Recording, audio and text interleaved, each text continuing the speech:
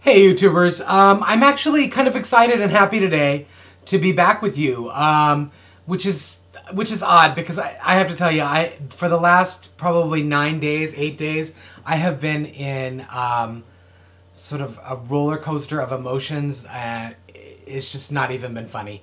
But the week before that, 2 weeks ago, I got some really good news, which I want to share with you in this video, and I also got a chance to go out to Gwen Hayes' launch party, which was super fun. And so I plan, not in this video, but in another video, to do to put together like a bookshelf invasion and a little thing about her launch party, and it should be fun. So, but let's get around to the roller coaster, because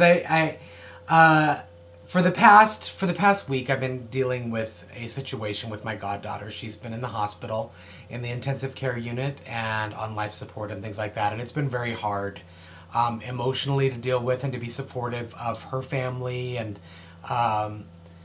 just supportive of my wife, and taking care of myself as much as I could, because we're very close to my goddaughter, and in fact we're not able to have children.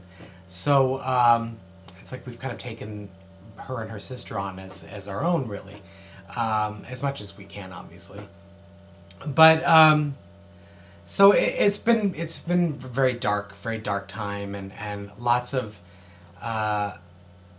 really deep lows, and then some, each day we've gotten some progress, and so it's been great. And then over this past weekend, last night and into today, she's shown signs that she could possibly recover completely, which is great. I mean, she's still on the respirator and things like that, but the rest of her organs seem to be doing okay, and we're really positive about it. And there was so much support got behind her, and really kind of helped everyone out and helped everyone to get through it. And in fact, I'm going to leave a link in the down bar to her. It's a site called Caring Bridge, and in that site there's a place if you wanted to donate, or if you wanted to read a little bit about the story and stuff. I think it would be definitely a worthwhile thing, because the hospital bills are going to be astronomical. But it's up to you. I mean, do what you feel like is necessary, or if you know people who are looking for a place to donate, then you might want to share it with them. But whatever. No pressure at all.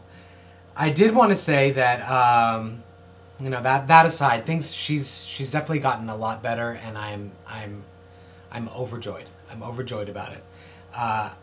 So let's move on, and before I cry, and we'll get to the good news, and that is that the week before last, my agent, actually, I wasn't out hawking it. My agent sold Velveteen and one other book to be determined, so I got a 2-book deal with Delacorte Press in New York, which is a imprint of Random House. So I'm super excited to have. It's basically my first major publishing house deal, and because my other adult titles were with Kensington, which is a very large independent publishing house, but very large. Actually, it's the largest. But anyway, this is, it's huge for me. It's huge, and I'm excited, and I don't have to go looking for a job at Jack in the Box, which is, that's good. That's good. I don't think I would do well in food service, frankly. I just don't think so. Unless I was like the cook at like a restaurant. I would love to cook.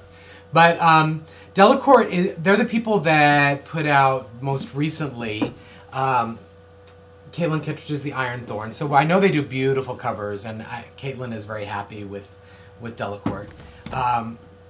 Also, they do the Maggie Quinn Girl vs. Evil books, Prom Dates from Hell. This is Rosemary Clement Moore. And my editor said that Velvet, who's the main character of Velveteen, reminds her of Maggie Quinn. So I'm kind of excited about that. Another author who's at Delacorte is James Dashner. His Maze Runner series is there, which I need to get. My editor sent me all these books like in a big, huge box. I'm not gonna show them all, because there were a lot, and it would be like a huge book haul, and there's so much more to talk about. Matt De La Pena's Ball Don't Lie, which looks like a sort of intense, sort of urban, kind of realistic fiction book, which I'm excited to read. Also, the Michael Scott Alchemist series, The Immortal Nicholas Flamel. And I haven't read any of these, but she sent me the whole series, so I'll totally get into that.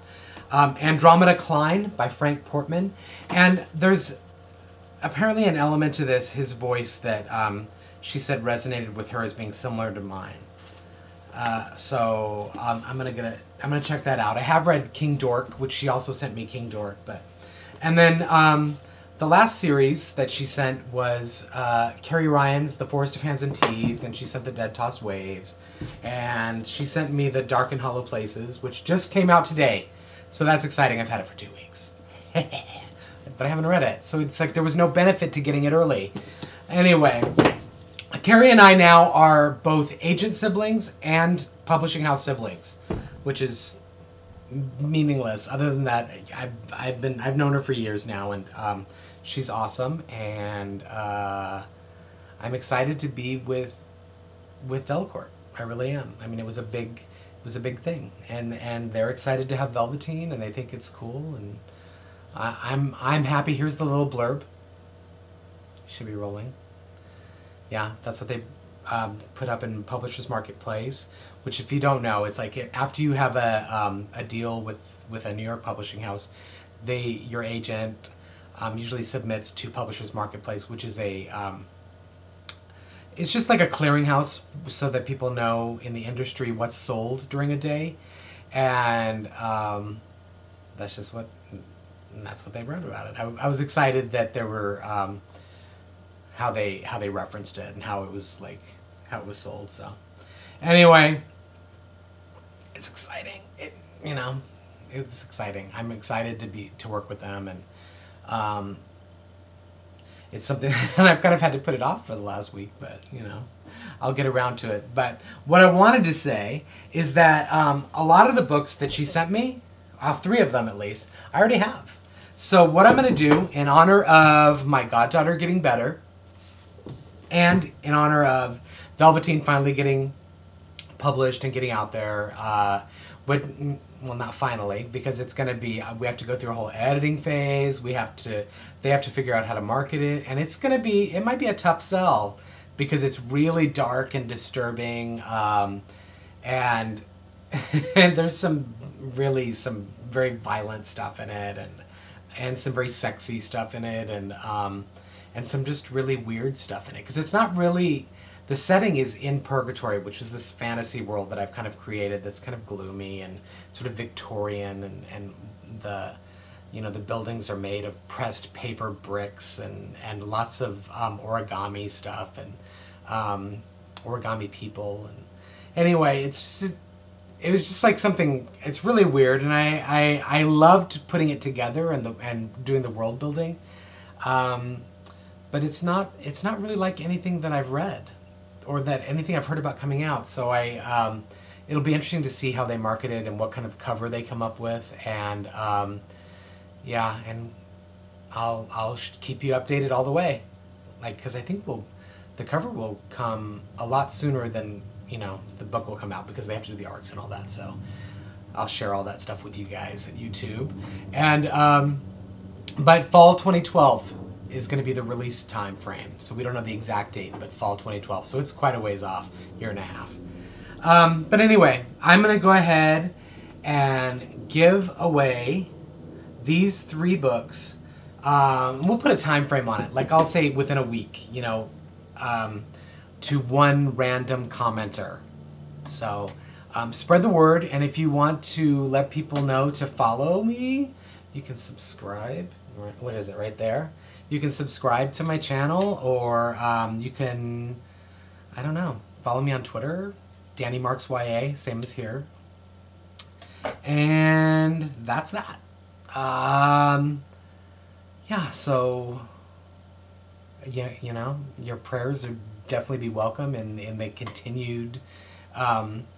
continued progress of my goddaughter, and good luck to one of you to win some free books. That's it.